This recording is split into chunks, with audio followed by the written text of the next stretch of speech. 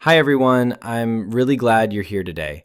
As we move through another deep conversation, today we're looking at something that affects countless lives, often quietly, often painfully, and often without people realizing just how much of it traces back to childhood.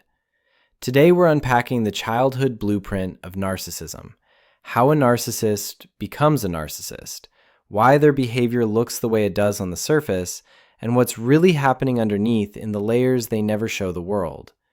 And as we get into this, I want you to notice something important. This isn't about excusing harmful behavior, but it is about understanding the origins, the psychology, and the emotional wounds that shaped it. Once you see the roots, you'll never see the behavior the same way again. Most people think of narcissism as an adult personality problem. Manipulation, entitlement, superiority, emotional coldness, the inability to take responsibility. But the story doesn't start in adulthood. It starts much earlier. And today, we're diving into the foundation that creates the extreme, chronic, and destructive form of narcissism that becomes narcissistic personality disorder. Understanding that foundation can help you understand what's happening in your own life if you've ever dealt with someone like this, loved someone like this, or tried to make sense of someone who seemed almost impossible to reach emotionally. People often ask, are narcissists born or made? Is narcissism genetic?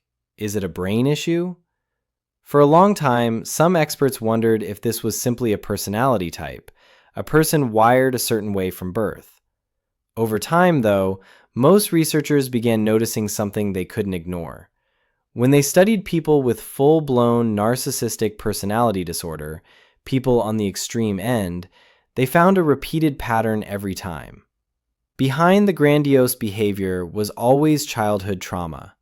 Not mild difficulty, not normal fights, but extreme trauma.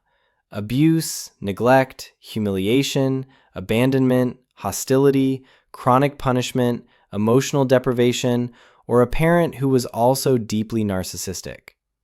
And when you look at this pattern through the eyes of a child, not an adult, everything begins to make sense.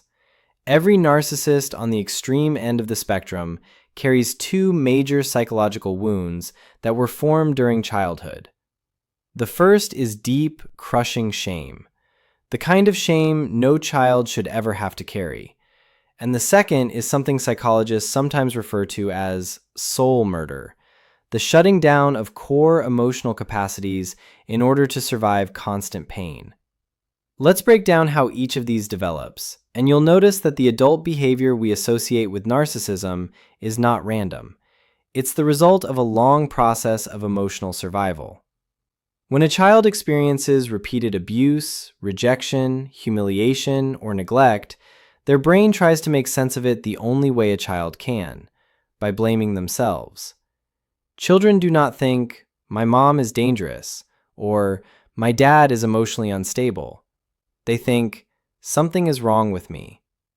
That self-blame becomes the belief that they are worthless, unlovable, defective, or fundamentally bad.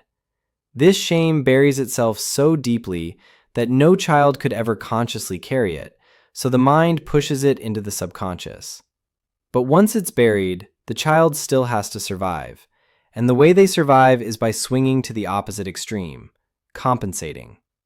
They start building a false self, one that is superior, special, better than everyone, above the rules, above accountability. This becomes a lifelong mission, to prove through external means that they are not the garbage they secretly believe themselves to be. This is the moment the narcissistic structure begins forming. The grandiosity, the bragging, the entitlement, the fantasy of greatness, the belief they're exceptional, the need for admiration. It's all compensation for a shame so deep that facing it would feel like psychological death. Then comes the second part, the soul murder. A child in chronic pain learns quickly what emotions lead to more pain. Being sensitive gets them mocked. Showing sadness gets them punished. Caring gets them betrayed. Wanting connection gets them rejected. Being honest gets them attacked. So they begin shutting down emotions one by one. They shut down sensitivity so they'll never again feel weak. They shut down anger because anger caused punishment, or because expressing it didn't change anything and only made life worse. They shut down sadness because it made them vulnerable. They shut down caring so loss won't hurt. They shut down empathy because empathy requires emotional openness. They shut down trust, honesty, vulnerability, authenticity, anything that once exposed them to pain. These aren't small pieces of the human experience. These are the core systems required for intimacy, joy, connection, bonding, and emotional safety. The child essentially amputates large parts of their emotional world in order to survive the environment they're trapped in. What remains is a person who grows up without empathy, without a conscience that functions normally, without the ability to love in a healthy way, without emotional connection, without trust, without vulnerability. They don't know how to share their inner world because they shut that world down decades earlier. They don't know how to handle emotional discomfort because they never learned how. They operate in survival mode constantly, protecting themselves, posturing, manipulating, controlling, because the emotional tools for healthy relating were killed off long ago. When a person has deep shame, an amputated emotional system, and years of unmet emotional needs, three major results emerge. First is deep emptiness, an internal void that never goes away. It feels like a black hole inside them, and no matter how much admiration or attention they get, it never fills. Second is deep anger, years of unresolved rage toward those who harmed them, which sits below the surface like hot lava waiting for the smallest trigger to erupt. And third is a hyper hunger for validation, because they never received it during childhood. Their brain becomes starved for admiration, praise, respect, affirmation, and emotional supply. This combination leads directly to the behaviors outlined in the diagnostic criteria for narcissistic personality disorder.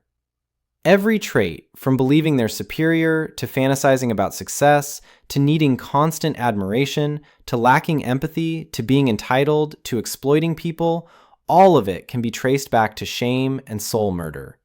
The narcissist believes they are special, unique, above others, and can only be understood by special people.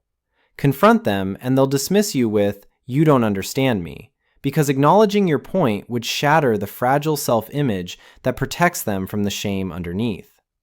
They exaggerate accomplishments and expect recognition. They live in fantasies of ideal success, ideal beauty, ideal power, because their real internal world is too painful to sit with. They have an insatiable need for admiration, attention, praise, and external validation. They assume others are jealous of them. They constantly manage their image. They appear arrogant, even when pretending to be humble. They never admit fault. They deflect, blame shift, gaslight. They fail to recognize other people's feelings because empathy was shut down years earlier. They see people as tools, not humans. They manipulate, exploit, deceive, and create hidden agendas. They study weaknesses in others not to connect, but to control. And when you trace this behavior back to their childhood, you see exactly why this is the result. Most narcissists also grew up with a narcissistic parent, which reinforced two things: a repeated experience of being devalued and harmed, and a blueprint for how to navigate the world from a place of manipulation, control, and emotional domination. The child learns early that relationships are about power, not connection, about winning, not relating, about survival, not intimacy. As adults, they think they're relationship experts. They truly believe people adore them and that they can create perfect partnerships.